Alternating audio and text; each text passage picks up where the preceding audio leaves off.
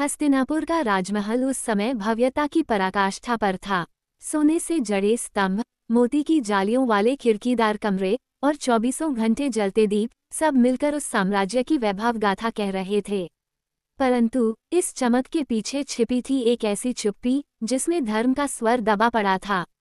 राजसभा के एक कोने में एक पुराना कमरा था, जहां कभी भीम, अर्जुन, नकुल, सहदेव और युधिष्ठिर ने अपने पिता के साथ बैठकर भविष्य के राजकार्य की बातें सुनी थीं। वही कमरा अब वर्षों से बंद था। कहा जाता था कि उसमें एक गूढ़ रहस्य छिपा है, एक ऐसा संदेश जिसे किसी ने न सुना, न समझा। कहानी की शुरुआत उस समय से होती है जब पांडवों को वनवास पर भेजा जा चुका था। द्रौपदी के अपमान का घाव अभी ताज़ा था और धर्मराज युधिष्ठिर की आत्मा न्याय की पुकार कर रही थी। एक रात अग्नि की मंद लौ के सामने बैठे युधिष्ठिर ने अपने भाइयों से कहा, भाइयों, अन्याय सहना भी अधर्म है, परंतु युद्ध से पहले हमें एक बार फिर धर्म का द्वार खटखटाना चाहिए। यदि हस्तिनापुर हमारी बात नहीं सुनता तो ये जग जाने कि हमने शांति के हर उपाय को आजमाया। अर्जुन ने गंभीर स्वर में कहा, भैया, जो बहरे हैं वे धर्म की पुकार नहीं सुनेंगे। फिर भी यदि आप आदेश दें तो हम संदेश तैयार करेंगे। तब युधिष्ठिर ने एक गुप्त याचिका तैयार की, एक पत्र जिसमें केवल कुछ ही शब्द थे, पर वे शब्द पूरे धर्म का सार थे। उस याचिका में लिखा था, हम अपने अधिकार नहीं, अपना धर्म मांगते हैं। यदि राज्य तुम्हारा है तो न्याय हमारा होना चाहिए। धर्म की मर्यादा रखो, अन्यथा वह स्वयं उठ खड़ी होगी। ये पत्र किसी सामान्य संदेशवाहक से नहीं भेजा गया।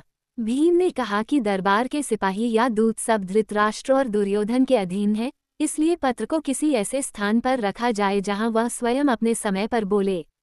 तब नकुल ने सुझाव दिया, वह पुराना कमरा जहां कभी हमारे पिता पांडुजी ध्यान करते थे, वही सबसे सुरक्षित स्थान है। वहां कोई नहीं जाता। सभी ने सहमति दी। रात के तीसरे पहर, जब आकाश में चंद्रमा बादलों में छिपा था, पांचों भाई गुप्त रूप से हस्तिनापुर पहुंचे। वे अपने बचपन के उस कमरे के पास रुके।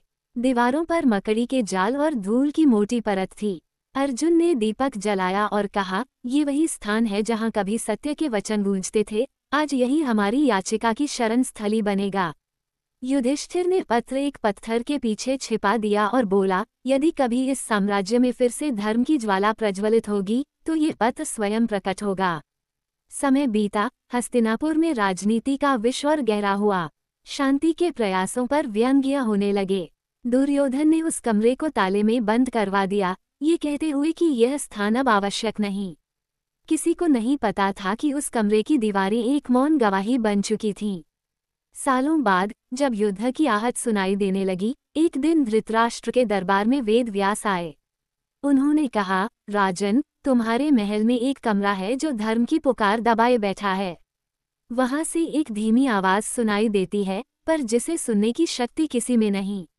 धृतराष्ट्र ने भयभीत स्वर में पूछा, क्या वहां कोई आत्मा है? व्यास बोले, नहीं, वहां केवल सत्य का प्रतिध्वनि है। जब भी अन्याय बढ़ता है वह गूंज उठती है। वह कमरा उस दिन भी मौन था, पर उसकी दीवारों के भीतर युधिष्ठिर की याचिका सुरक्षित थी, इंतजार में कि कोई उसे पढ़े, कोई समझे। कुरुक्षेत्र का युद्ध समाप्त हो चुका था। धरती रक्त से लाल थी और हवा में अब भी गंधक और धुएं की गंध तैर रही थी। पांडवों ने विजय प्राप्त की थी, पर हृदय में शांति नहीं थी। युधिष्ठिर सिंहासन पर बैठे भी शून्य निगाहों से दूर क्षितिज को निहारते रहते। एक दिन कृष्ण ने उनसे कहा, धर्मराज, तुम्हारा चेहरा विजेता का नहीं, तपस्वी का है। क्या अब भी कुछ शेष है? युधिष्ठिर ने धीमी आवाज में उत्तर दिया, कृष्ण, हम जीते नहीं हैं। हमने केवल सत्य को थोड़े समय के लिए बचाया है। पर एक बात आज भी मेरे हृदय में चुभती है, वह याचिका जो हमने दरबार के लिए छोड़ी थी, क्या वह कभी किसी ने पढ़ी? कृष्ण मुस्कुराए, यदि सत्य कहीं छिपा हो तो समय स्वयं उसे प्रकट करता है। चलो उस कमरे को देखें। दोनों हस्तिनापुर के उस पुराने हिस्से में पहुंचे जहां कभी पांडवों का बचपन बीता था। दीवारें टूटी हुई थीं, पर कमरा वैसा ही था। कृष्ण ने अपनी दिव्य दृष्टि से देखा और बोले, ये स्थान केवल पत्थर नहीं, ये धर्म का साक्षी है। उन्होंने दीवार के पास जाकर धीरे से स्पर्श किया। तभी एक छोटा सा पत्थर खिसक गया और उसके पीछे से एक पुराना, किनारों से जला हुआ पत्र गिरा। युधिष्ठिर ने कांपते हाथों से उसे खोला। वही शब्द थे, हम अपने अधिकार नहीं, अपना धर्म मांगते हैं। पत्र पर अब भी पसीने और आंसुओं के निशान थे। कृष्ण ने कहा, देखो धर्मराज, समय ने इस पत्र को सहेजा क्योंकि यह केवल शब्द नहीं, धर्म की आत्मा है। युधिष्ठिर की आंखों से आंसू बह निकले। उन्होंने कहा, काश ये पत्र उस समय सुना गया होता तो लाखों प्राण बच सकते थे। कृष्ण ने गंभीर स्वर में उत्तर दिया, जो नहीं सुना गया वह भी सुना गया था। हर अन्याय हृदय में ये शब्द गूंजे थे, पर उन्होंने स्वयं को बहरा बना लिया। धर्म का संदेश कभी खोता नहीं, वह केवल प्रतीक्षा करता है उचित समय की। कृष्ण ने आगे कहा, युधिष्ठिर, ये पत्र तुम्हारी याचिका नहीं, बल्कि युगों के लिए एक चेतावनी है। हर युग में लोग सत्ता के मोह में सत्य को अनसुना करेंगे, पर यह संदेश उन्हें याद दिलाएगा कि धर्म मौन नहीं रहता, वह समय आने पर बोलता है। युधिष्ठिर ने पत्र को दीपक की लौ के सामने रखा। उसकी परछाई दीवार पर ऐसे पड़ी मानो खुद पांडव वहां खड़े हों। भीम की गर्जना, अर्जुन का संकल्प, नकुल सहदेव की निष्ठा और द्रौपदी का आक्रोश, सब उस कमरे में जीवंत हो उठे।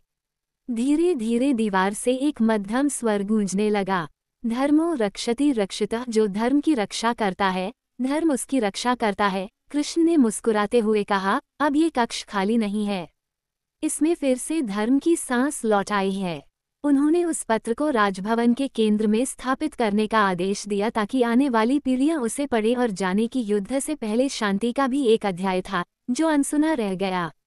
सालों बाद जब हस्तिनापुर का इतिहास लिखा गया तो एक पंक्ति विशेष रूप से अंकित की गई, युद्ध से पहले पांडवों ने न्याय की अंतिम पुकार की थी। वह पुकार जिसने समय की दीवारों को चीर दिया और सदा के लिए धर्म का प्रतीक बन गई। इस प्रकार वो कमरा जो वर्षों तक बंद रहा, अब तीर्थस्थल बन गया। राजकुमार वहां आते, ध्यान लगाते और मौन दीवारों से संवाद करते। कुछ कहते थे कि कभी कभी वहां से 5 दीपक अपने आप जल उठते हैं। 5 पांडवों की आत्माएं अब भी धर्म की रक्षा कर रही हैं। कृष्ण ने उस कमरे को धर्म सभा का नाम दिया। उन्होंने कहा, यहाँ कोई झगड़ा नहीं होगा, कोई राजनीति नहीं, केवल सत्य की बात होगी। और उस दिन से वह कमरा हस्तिनापुर का सबसे पवित्र स्थान बन गया, जहां मौन भी बोलता था और हर आवाज में एक अदृश्य संदेश छिपा रहता था कि धर्म कभी हारता नहीं, बस समय लेता है जागने में। अगर आपको यह वीडियो अच्छा लगा हो तो लाइक और सब्सक्राइब करें और अपने दोस्तों को शेयर करते हुए एक अच्छा सा कमेंट भी अवश्य करें। धन्यवाद।